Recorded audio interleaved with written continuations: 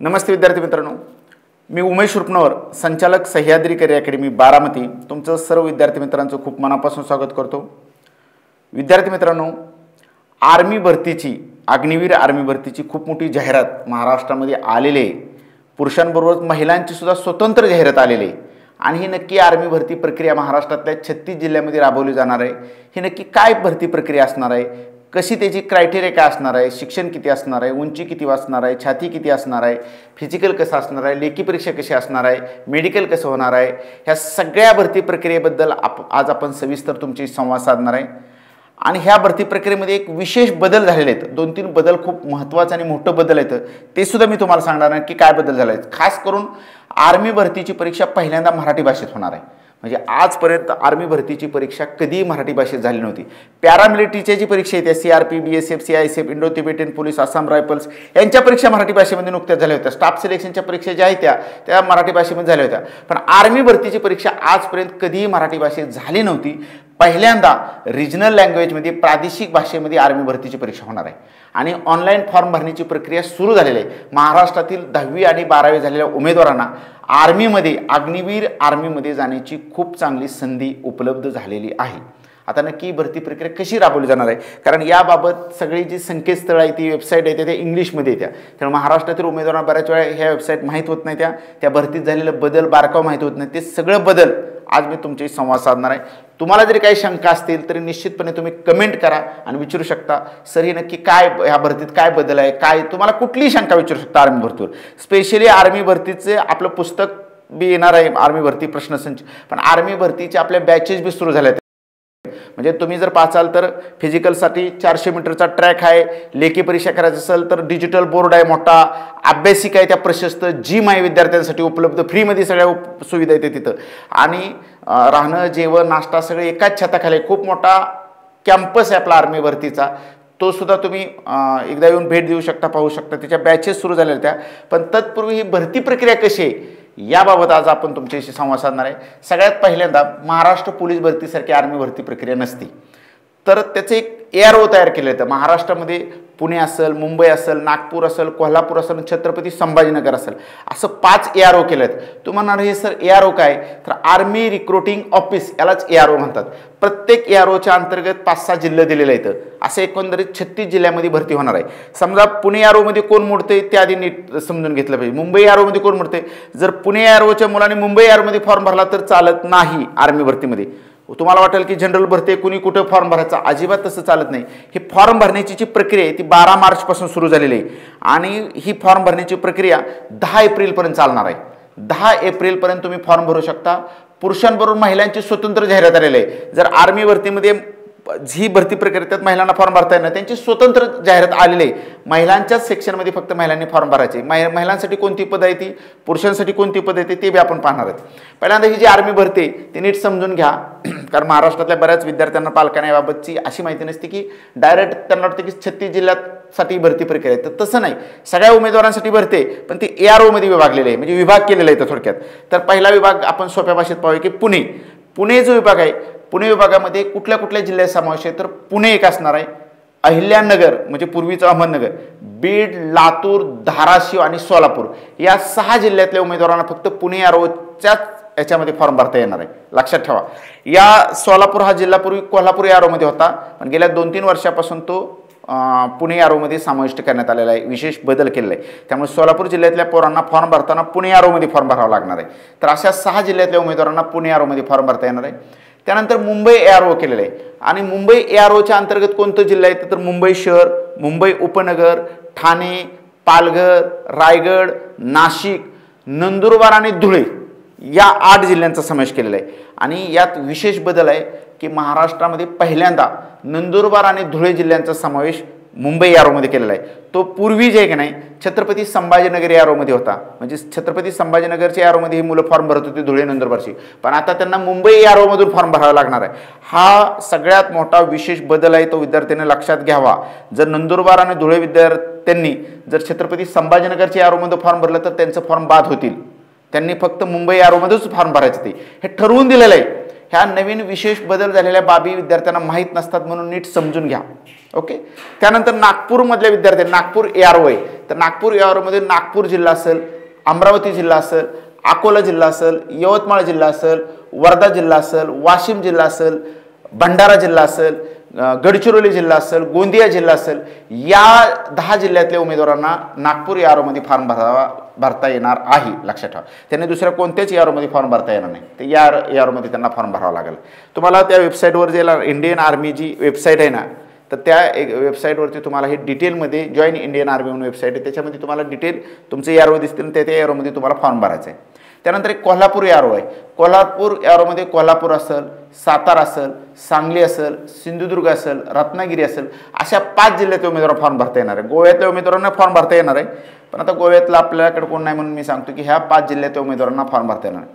त्यानंतर छत्रपती संभाजीनगरचा ARO आहे, जे पूर्वीचं औरंगाबाद जिल्हा होता, त्याचं आता नवीन नामांतर तुम्हाला सर्वांना कल्पना आहे, छत्रपती संभाजीनगर झालेलं आहे.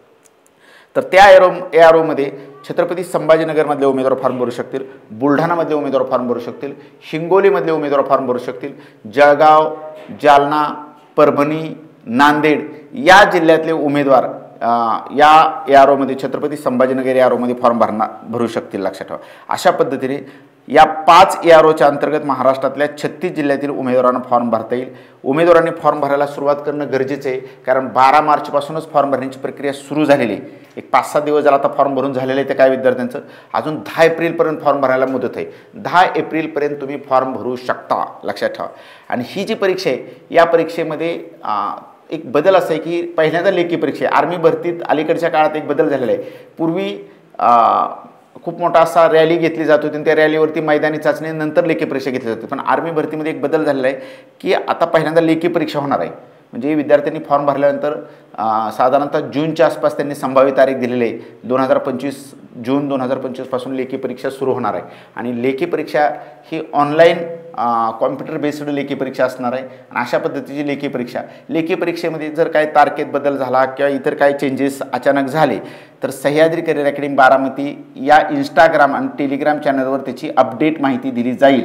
आणि आपण बॅच जी आपली आता ऑफलाईन बॅच सुरू होती 1 तारखेपासून, त्या बॅचमध्ये सुद्धा आपण सांगणार. आत्ता सध्या सुद्धा सुरू आहे. अजून नवीन एक स्पेशल बॅच आपली सह्याद्री अकॅडमीची आर्मी भरती सुरू होणार आहे. म्हणजे आता जरी तुम्ही जॉईन झाला तर आपली सह्याद्री अकॅडमी बॅच आता सुरू आहे.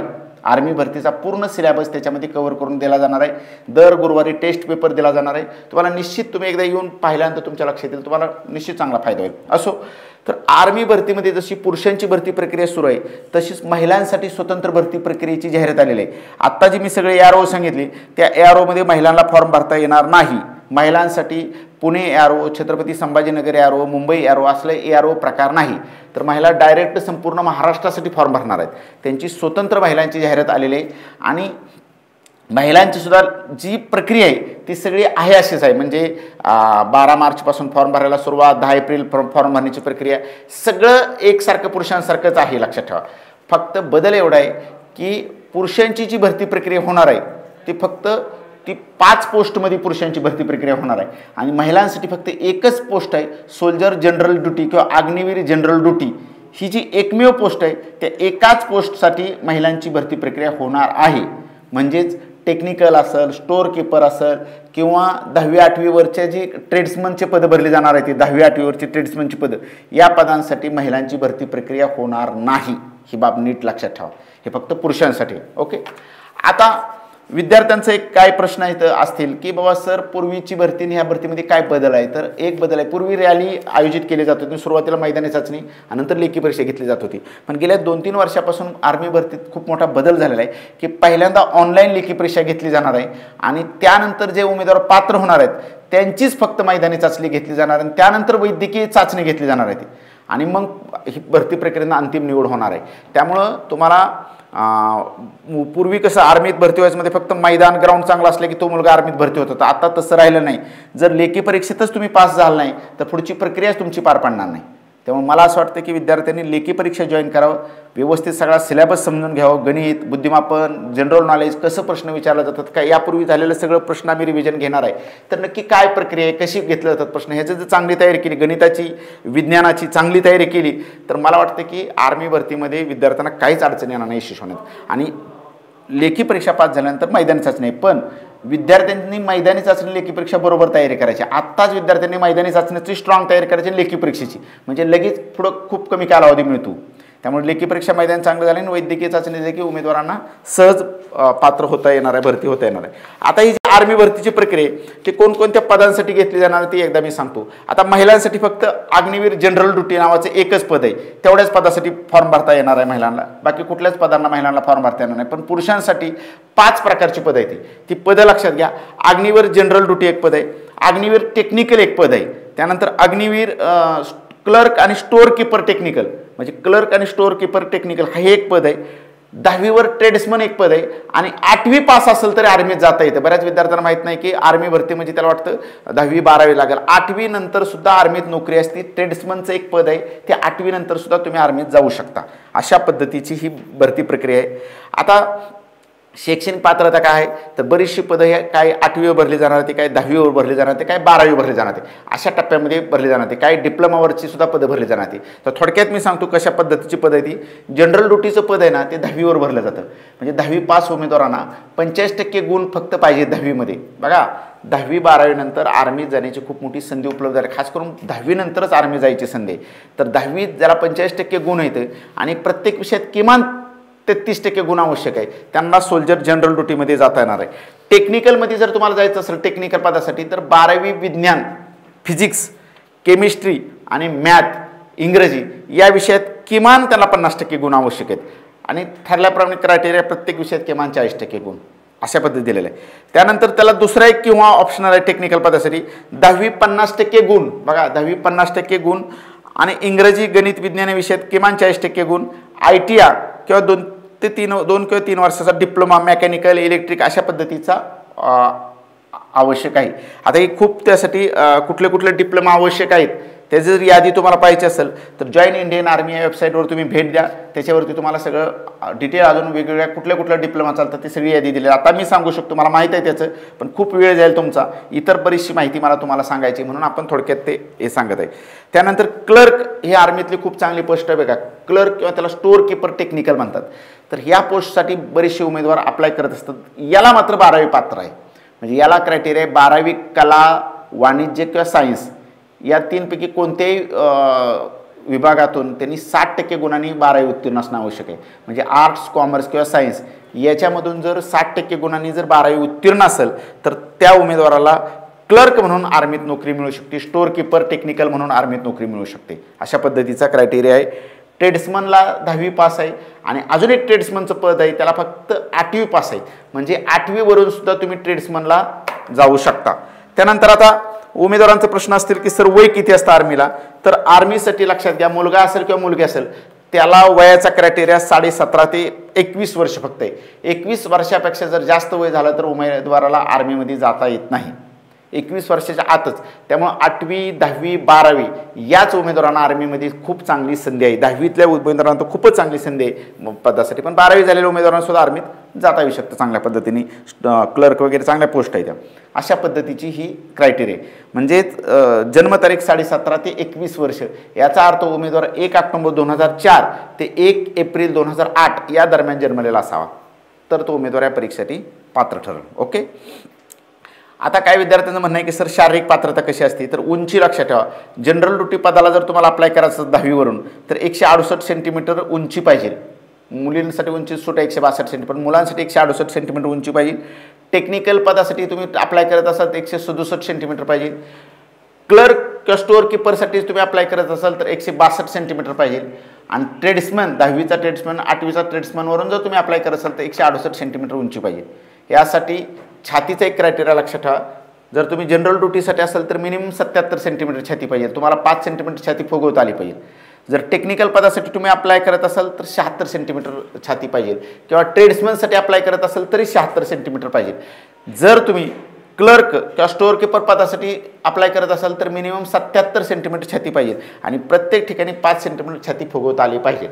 आर्मीमध्ये बोनस गुण दिले जातात, म्हणजे माजी सैनिकाचे पाल्य असेल, खेळाडू असेल, NCC धारक सर्टिफिकेट असेल, अशा काही प्रवर्गाला बोनस मार्क दिले जातात. तेही विशेष बाब आहे. त्याच्या वाटलंच तर मी सविस्तर एकदा लेक्चर केलं, कारण आता त्याच्यावर जास्त आपल्याला हे करता येणार नाही चर्चा. आता सगळ्यात महत्त्वाचा विषय ही भरती प्रक्रिया नक्की राबवली कशी जाणार आहे.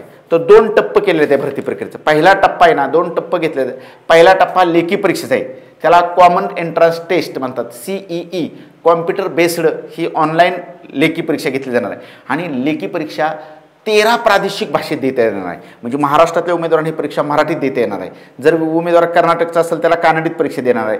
तामिळनाडूचा विद्यार्थी असेल त्याला तमिळीत परीक्षा देणार आहे. आंध्र प्रदेश तेलंगणाचा विद्यार्थी त्याला तेलुगूत परीक्षा देणार आहे. उडीसाचा विद्यार्थी असेल त्याला उडियात परीक्षा देणार आहे. बांगलादेशचा विद्यार्थी बंगाली भाषेत परीक्षा देणार आहे.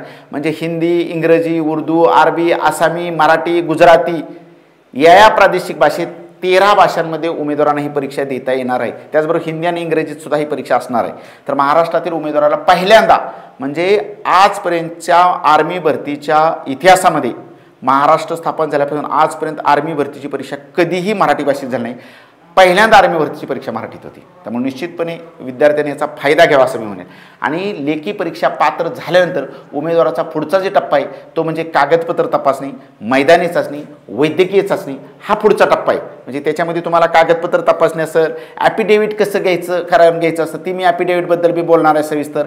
टॅटू काय प्रकार असतो, टॅटूचं नियम काय येतं त्याच्यावर सुद्धा मी एक लेक्चर घेणार आहे. ते सह्याद्री अकॅडमीच्या यूट्यूब चॅनलला मी नंतर एकदा असंच लेक्चर घेणार आहे की दुसरा जो टप्पा होणार आहे त्याच्यावर नक्की काय असणार आहे, हे ॲफिडेव्हिट कसं करून घ्यायचं असेल किंवा कागदपत्र कोणती लागतात त्याची तपासणी कशी करायची, मैदानी चाचणीत काय बदल आहेत का, मैदानी चाचणी कशी होणार आहे, मेडिकलमध्ये काय काय क्रायटेरिया असतो आर्मीवरचे हे सगळं सांगणार. जर आता एकाच वेळेस मी एवढं मोठं सांगायला लागलो तर तुम्हाला बोर होऊन जाईल, खूप मोठं प्रदीर्घ लेक्चर होईल. आता बेसिक पहिल्यांदा उमेदवारांनी ऑनलाईन फॉर्म भरा आणि जोरात तयारी सुरू करा. मी एक एक टप्पा लेखी परीक्षाची कशी असणार आहे त्याच्यावर एक लेक्चर घेणार आहे, ह्याचं मैदानी चाचणी कशी असणार आहे त्याच्यावर एक लेक्चर घेणार आहे, टॅटो असेल, ॲफिडेव्हिट असेल, डॉक्युमेंट असेल त्याच्यावर एक लेक्चर घेणार आहे, त्याचबरोबर मेडिकल कसं असतं आर्मीचं त्याच्यावर एक लेक्चर घेणार आहे. निश्चितपणे उमेदवाराला त्याचा खूप चांगला फायदा होईल आर्मी भरतीमध्ये. मला असं वाटतं की आर्मी भरतीमध्ये कुठलीही शंका असेल अग्निवीर आर्मी भरतीमध्ये तुम्ही कधी कमेंट करून विचारू शकता. डायरेक्ट जर तुम्हाला फोन करायचा असेल तरी संस्थेचा नंबर आहे 9767 या नंबरला तुम्ही कॉल करा